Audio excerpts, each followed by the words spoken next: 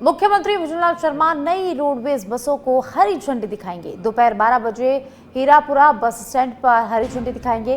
144 नई blue line बसें roadways के बेड़े में शामिल होगी। मुख्यमंत्री भुजनलाल शर्मा हरी झंडी दिखाकर इन बसों को रवाना करेंगे। डिप्टी सीएम और परिवहन मंत्री प्रेमचंद बैरवा भी मौजूद रहेंगे। मंत्री जोगाराम पटेल भी इस कार्यक्रम में मौजूद रहेंगे। तो आज जनता को 144 नई बसों की सौगात मिलने वाली है। मुख्यमंत्री भुजनलाल शर्मा आज 12 बजे इन बसों को हरी झंडी दिखाकर रवाना करेंगे। हीरापुरा बस स्टैंड से हरी झंडी दिखाएंगे।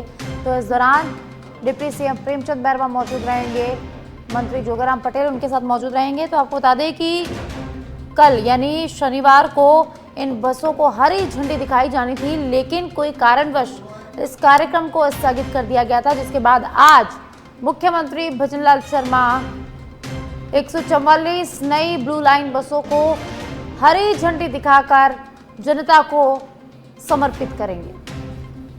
तो आज प्रदेश की जनता को नई बसों की सौगात मिलेगी। 144 नई बसों को मुख्यमंत्री भुजनलाल शर्मा हरी झंडी दिखाकर रवाना करेंगे।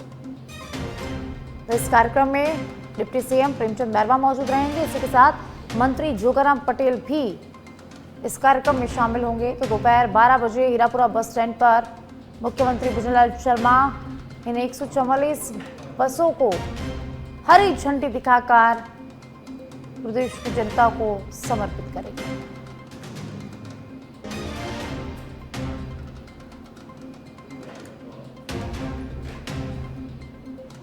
मुख्यमंत्री भुजनलाल शर्मा आज 144 बसों की सौगात देंगे।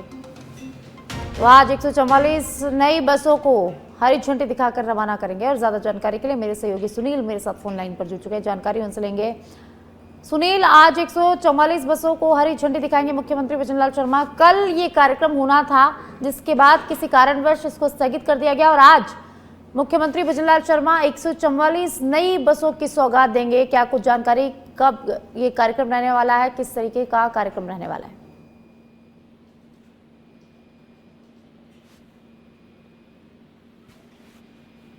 सुनील, ये बसों को आज मुख्यमंत्री भुजनलाल शर्मा हरी झंडी दिखाएंगे, क्या कुछ जानकारी? बिल्कुल साक्षी, देखिए ये जो कार्यक्रम है बड़ा कार्यक्रम है और प्रदेशवासियों को एक बड़ी सौगात है वो मुख्यमंत्री आज देने वाले हैं। तो आज जो है ये कार्यक्रम होगा हीरापुरा बस स्टैंड, जो कि नया बस स्टैंड बना है, वहाँ पर ये पूरा प्रोग्राम है वो होने वाला है। और जो 144 नई बसें हैं, हाईटेक बस है, ब्लू लाइन जो बस है, वो रोडवेज बेड़े में शामिल होंगी। ये कार्यक्रम कल होने वाला था, लेकिन इसको कल से स्थगित करके आज के लिए फिक्स किया गया है। और अब जो इंतजार है कि जो नई बसों को हरी झंडी मुख्यमंत्री दिखाएं, क्योंकि लंबे समय से रोडवेज में जो बसों की कमी थी, इसके चलते यात्रियों को जो आवागमन में परेशानी हो रही थी। लेकिन पिछले कुछ दिनों से, कुछ महीनों से लगातार जो है अलग अलग संस्थाएं, कई तरह की जो बस है वो रोडवेज बेड़े में शामिल हुई है। इससे लगातार जो है रोडवेज किया जा रहा है, ताकि प्रदेश भर में जो दूर दराज के इलाके हैं वहां तक आवागमन जो है वो सुगम बने और जो प्रदेश के लोग हैं उनको आने जाने में किसी तरह की परेशानी ना हो, क्योंकि ट्रांसपोर्टेशन एक बहुत जरूरी चीज है और उसको लेकर सरकार लगातार आगे बढ़ रही है। और ये बस जो है, इन बसों में खासतौर पर सुरक्षा का ध्यान रखा गया है, साथ साथ जो मॉडर्न टेक्नोलॉजी है उसका ध्यान रखा गया है और महिला सुरक्षा का भी स्पेशल ध्यान रखा गया है, जैसे पैनिक बटन है। इसके अलावा इसमें जो व्हीकल लोकेशन ट्रैकिंग डिवाइस है वो भी लगाई गई है, ताकि यात्रियों को ये मालूम हो सके कि उनकी बस कब पहुंच रही है। तो कहा जाए तो पूरा एक जो सौगात की तरह ये बसें होंगी, इसमें कई तरह की सुविधाएं भी हैं वो होने वाली हैं। साक्षी जी, बहुत बहुत शुक्रिया सुनील इस तमाम जानकारी के लिए। और अब खबर सीकर से है। मुख्य सचिव वी श्रीनिवास खाटू श्याम जी धाम पहुंचे। देवशयन एकादशी पर उन्होंने बाबा श्याम के दर्शन किए हैं। ओंकार सिंह लखावत भी इस दौरान उनके साथ मौजूद रहे। राजस्थान धरोहर प्राधिकरण बोर्ड के अध्यक्ष है लखावत। मंदिर परिसर और विकास कार्यों का मुख्य सचिव ने जायजा लिया है। श्रद्धालु सुविधाओं और यातायात व्यवस्था की समीक्षा की है। तो रिंगस रोड स्थित 52 बीघा सरकारी पार्किंग स्थल का भी मुख्य सचिव ने निरीक्षण किया है। अधिकारियों को व्यवस्थाएं बेहतर करने के इस दौरान निर्देश दिए हैं। तो मुख्य सचिव वी श्रीनिवास खाटू श्याम जी मंदिर में पहुंचे, जहां उन्होंने विधि विधान से पूजा अर्चना की, बाबा श्याम के दर्शन किए और प्रदेश के खुशहाली की कामना की। इसी के साथ मंदिर परिसर की और श्रद्धालुओं की व्यवस्था का जायजा लिया है। रिंगस रोड स्थित 52 बीघा सरकारी पार्किंग स्थल का भी उन्होंने इस दौरान निरीक्षण किया है। देखिए, मुख्य सचिव वी श्रीनिवास खाटू श्याम जी मंदिर पहुंचे, जहां उन्होंने बाबा श्याम के दर्शन किए। तो मंदिर परिसर में उनका जोरदार स्वागत किया गया है। शाम दोपट्टा उड़ाकर और प्रतीक चिन्ह भेंट कर उनका स्वागत किया गया, सम्मान किया गया। और इसी के साथ मुख्य सचिव ने समीक्षा भी की है। तो आपको बता दें, देव शयन एकादशी पर बाबा श्याम के दर्शन मुख्य सचिव ने किए हैं। ओंकार सिंह लखावत भी इस दौरान उनके साथ मौजूद रहे। तो ओंकार सिंह लखावत राजस्थान धरोहर प्राधिकरण की बोर्ड के अध्यक्ष हैं और मुख्य सचिव के साथ वे इस दौरान मौजूद रहे। जोधपुर पहुंचे केंद्रीय मंत्री गजेंद्र सिंह शेखावत ने पेपर लीक मामले को लेकर कांग्रेस पर तीखा हमला बोला है। उन्होंने कहा कि केंद्र सरकार युवाओं के हितों को लेकर पूरी तरह से संवेदनशील है और पेपर लीक की सूचना मिलते ही तत्काल जांच के दोषियों के खिलाफ सख्त कार्रवाई की गई है। उन्होंने दावा किया कि 47 कर्मियों को बर्खास्त किया गया और रिकॉर्ड समय में पारदर्शी तरीके से परीक्षाएं आयोजित कर परिणाम भी जारी किए गए। कांग्रेस पर निशाना साधते हुए शेखावत ने आरोप लगाया है कि कुछ लोग अपनी राजनीतिक महत्वाकांक्षाओं के लिए युवाओं का इस्तेमाल कर रहे हैं। उन्होंने विश्वास जताया कि युवा देश को विकसित राष्ट्र बनाने की दिशा में सरकार के साथ मजबूती से आगे बढ़ रहे हैं।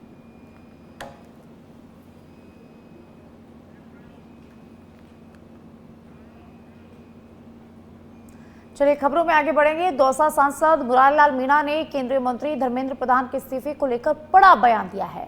टोडाभीम में एक निजी कार्यक्रम के दौरान मीडिया से बातचीत करते हुए सांसद मीणा ने कहा कि धर्मेंद्र प्रधान को काफी पहले ही इस्तीफा दे देना चाहिए था।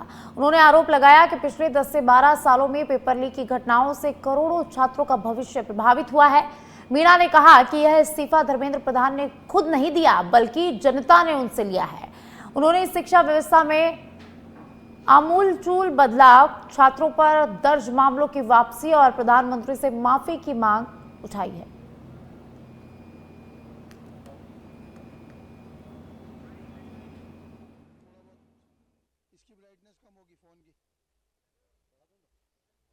जिस तरह से युवा पूरे देश के हमारे नेता राहुल गांधी इस मामले को लेकर के पिछले महीने भर से एक्टिव रहे, इस तरह से उन्होंने डिमांड भी रखी, उन्होंने इस्तीफा होना चाहिए, शिक्षा परिवर्तन भी होना चाहिए, प्रधानमंत्री को माफी भी मांगनी चाहिए।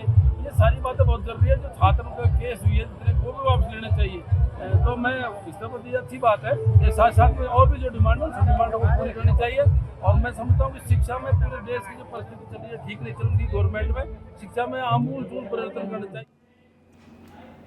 और अब झुंझुनू से बड़ी खबर है। बन गोठड़ी खुर्द में नीलगाय को गोली मारने का मामला सामने आया।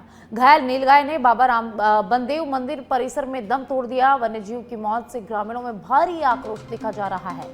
पुलिस ने मौके पर पहुंचकर जांच शुरू कर दी है।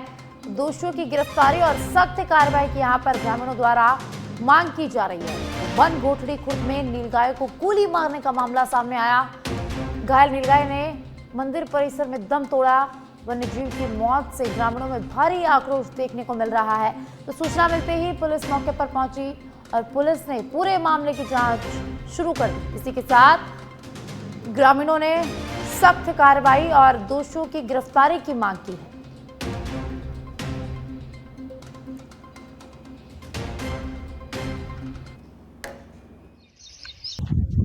असामाजिक तत्व के द्वारा नीलगाय, जिसे आम भाषा में रोज भी कहा जाता है, उसको गोली मार करके उसको मार दिया।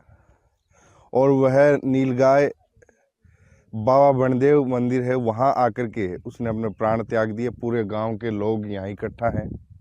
पूरे गांव में रोष व्याप्त है, क्योंकि इस धरती पर उतना ही हक और अधिकार मनुष्य को और उतना ही जीव जंतुओं को है। असामाजिक तत्व के द्वारा नीलगाय, जिसे आम भाषा में रोज भी कहा जाता है, उसको गोली मार करके श्रीगंगानगर के रावला से खबर है, जहां मंडी 365 हेड पीएचसी पर ग्रामीणों का धरना जारी है। 365 हेड पीएचसी में डॉक्टर की मांग को लेकर ग्रामीणों द्वारा प्रदर्शन किया जा रहा है। स्थायी डॉक्टर नहीं होने पर ग्रामीणों का धरना यहां पर लगातार जारी है। मांग पूरी नहीं होने तक धरना नहीं उठेगा। ग्रामीणों ने कहा पीएचसी पर ग्रामीणों का धरना 5वें दिन भी लगातार जारी है। श्रीगंगानगर के रावला से खबर है, 365 हेड पीएचसी के बाहर ग्रामीणों का धरना जारी है। स्थायी डॉक्टर नहीं होने पर ग्रामीणों ने धरना शुरू किया है।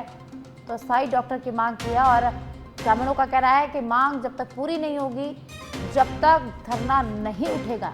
तो आपको बता दें कि पिछले 5 दिनों से ग्रामीण धरना दे रहे हैं और आज 5वें दिन भी इनका धरना जारी है।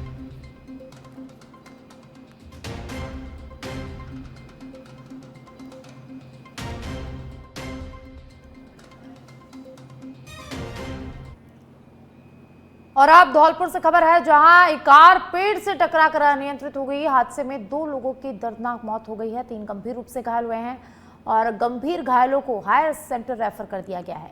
कोलारी थाना पुलिस ने मोर्चा संभाला। कोलवा गांव के निवासी थे सभी कार सवार। तो पेड़ से टकराकर कार अनियंत्रित हो गई है। हादसे में 2 लोगों की दर्दनाक मौत हो गई है। धौलपुर से बड़ी जानकारी बता रहे हैं। इसी के साथ 3 लोग इस हादसे में गंभीर रूप से घायल हो गए हैं। गंभीर घायलों को हायर सेंटर रेफर कर दिया गया है। कोलारी थाना पुलिस ने मौके पर पहुंचकर मोर्चा संभाला। तो घायलों को अस्पताल भर्ती कराया, शवों को मोर्चरी के लिए रखवाया गया है। कोलवा गांव के निवासी थे सभी कार सवार और पुलिस ने मामला दर्ज कर लिया और पूरे मामले की जांच शुरू कर दी है। और अब राजधानी जयपुर से बड़ी खबर है। करधनी थाना अधिकारी ने कार्रवाई की है। राधा गोविंद मंदिर अलकापुरी निवारू रोड से चोरी का मामला सामने आया और चोरी करने वाला अभियुक्त राकेश प्रजापत अब गिरफ्तार हो चुका है। तो पुलिस ने बड़ी कार्रवाई की है। मंदिर का दानपात्र तोड़कर ले गए थे नकदी और आभूषण। अभियुक्त ने स्वीकार की 1 दर्जन से अधिक मंदिरों में चोरी की वारदात की। जयपुर से बड़ी खबर है, जहां पुलिस ने बड़ी कार्रवाई की है। मंदिर में चोरी करने वाले आरोपी को, अभियुक्त को गिरफ्तार किया है। अभियुक्त राकेश प्रजापत को पुलिस ने गिरफ्तार कर लिया है। और अब खबर विजयनगर से है, जहां विजयनगर के गुर्जर मोहल्ला में अज्ञात चोरों ने सुने मकान में चोरी की घटना को अंजाम दिया है। चोरी की भनक लगने पर पड़ोसियों ने पुलिस और मकान मालिक को इसकी सूचना दी। सूचना के बाद पुलिस मौके पर पहुंची। पुलिस ने मौके पर पहुंच के मौका मुआयना किया और घटना की जानकारी ली। चोरों ने कमरे में रखी अलमारी को तोड़कर वारदात को अंजाम दिया है। चोरों ने मकान में रखे सामान को इधर उधर बिखेर दिया और लाखों की नकदी और चांदी लेकर मौके से फरार हो गए। हालांकि मकान मालिक के आने के बाद ही चोरी की गए सामान और नकदी का यहां पर सही आकलन किया जा सकेगा। फिलहाल पुलिस ने आसपास लगे सीसीटीवी फुटेज खंगालना शुरू कर दिया है और चोरों की तलाश लगातार की जा रही है।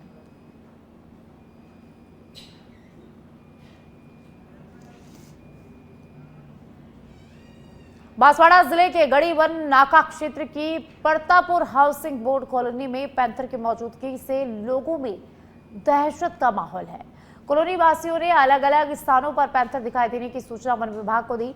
सूचना के बाद वन अधिकारी टीम के साथ मौके पर पहुंचे और क्षेत्र का निरीक्षण किया।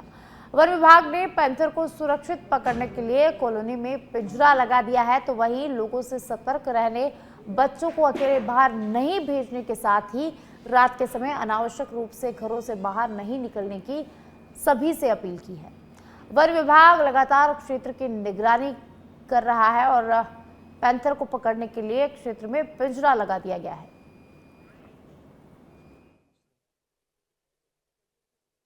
हाउसिंग बोर्ड क्षेत्र में विगत 3 दिनों से पैंथर के मूवमेंट की सूचना आ रही थी, जिस पर आज दिनांक 25/7/26 को हमारे स्टाफ के द्वारा, वन विभाग के द्वारा पिंजरा लगाया गया है और आगे भी इसकी मॉनिटरिंग हम करते रहेंगे। लोगों के द्वारा 1-2 फुट स्टेप भी देखे गए हैं और लोगों के द्वारा भी बताया गया है और 3 दिन से बताया जा रहा था कि यहाँ पे पैंथर का मूवमेंट है। आज हमने मौका मुआयना किया है और मौका पंचनामा भी बनाया गया है हमारे द्वारा और उसके बाद अधिकारियों से बात करके हमने सिरोही जिले के आबू रोड नगर स्थित गांधी नगर वार्ड संख्या 28 में L&T कंपनी की ओर से किए जा रहे सीवरेज कार्य की धीमी गति के कारण स्थानीय लोगों को भारी परेशानियों का सामना करना पड़ रहा है। वार्ड की कई गलियों को सीवरेज लाइन बिछाने के लिए कई दिनों पहले खोद दिया गया था, लेकिन कार्य अधूरा छोड़ दिए जाने से क्षेत्र की स्थिति बदहाल हो गई है। बरसात के मौसम में जगह जगह जलभराव और कीचड़ होने से आमजन का आवागमन यहां पर प्रभावित हो रहा है। पूर्व पार्षद शमशाद अली अब्बासी ने प्रशासन से मांग की है कि बरसात के मौसम को देखते हुए कार्य में तेजी लाई जाए ताकि क्षेत्र में सामान्य आवागमन बहाल हो सके।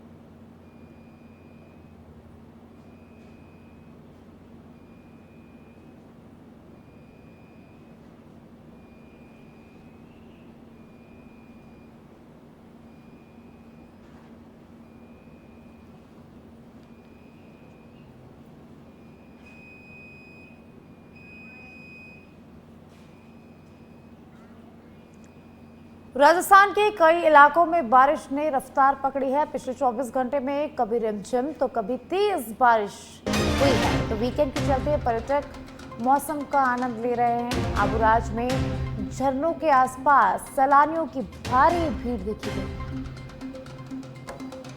तो मानसून सक्रिय हो गया है। राजस्थान के कई इलाकों में बारिश ने रफ्तार पकड़ी है। कई इलाकों में अच्छी बारिश देखी गई है। पिछले 24 घंटे में कभी रिमझिम तो कभी तेज बारिश हो रही है। इसी के साथ वीकेंड के चलते पर्यटक भी इस मौसम का भरपूर आनंद उठा रहे हैं। राजस्थान में मानसून अब कमजोर होगा। शनिवार को कुछ जिलों में धूप रही और इसी के साथ गर्मी कई इलाकों में बढ़ गई है। जोधपुर संभाग के एरिया में अच्छी बारिश हुई। जालोर, बाड़मेर, पाली, जोधपुर में 1 से 3 इंच तक बारिश हुई। देखिए, राजस्थान के कई जिलों में अच्छी बारिश हो रही है तो कई जिलों में अभी भी धूप पड़ रही है, उमस हो रही है, जिससे लोगों को गर्मी यहाँ पर लग रही है और लोगों को परेशानी हो रही है। तो कई इलाकों में अच्छी बारिश देखी गई है। तो जोधपुर संभाग के एरिया में अच्छी बारिश हुई है। जालोर, बाड़मेर, पाली, जोधपुर में 1 से 3 इंच तक बारिश दर्ज की गई है। तो सबसे ज्यादा पानी बाड़मेर के सेड़वा में बरसा है। तो वहीं मौसम विभाग ने 26 जुलाई को 3 जिलों में बारिश का येलो अलर्ट जारी किया है। 27 जुलाई को अधिकतर जिलों में मौसम साफ रहेगा। कुछ स्थानों पर हल्की बारिश हो सकती है। और तो 28 जुलाई से पूर्वी राजस्थान में मानसून फिर से एक्टिव होने की संभावना जताई गई है। तो मौसम विज्ञान केंद्र जयपुर के निदेशक ने बताया कि मानसून ट्रफ लाइन अपनी सामान्य स्थिति से दक्षिण की तरफ शिफ्ट हो गया, जिससे राज्य के पूर्वी हिस्से में बारिश का दौर अब कमजोर हो गया है। तो बंगाल की खाड़ी में नया लो प्रेशर सिस्टम विकसित हुआ है, जो अब धीरे धीरे पश्चिम की तरफ बढ़ेगा, जिसके असर से 28 जुलाई से राज्य के पूर्वी जिलों में बारिश की गतिविधियां फिर से शुरू हो जाएंगी।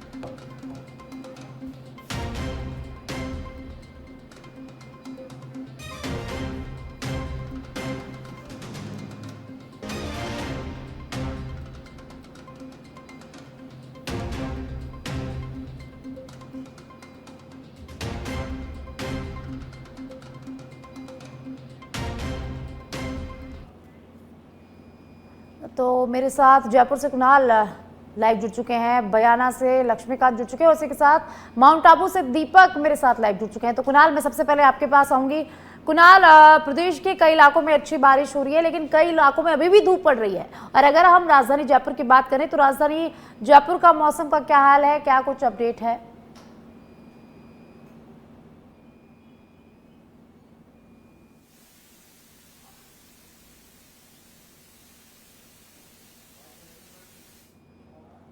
में हल्की बारिश की जो है संभावना जताई गई है। लो प्रेशर के कारण जो है मानसून कमजोर यहाँ पर पड़ता हुआ नजर आ रहा है।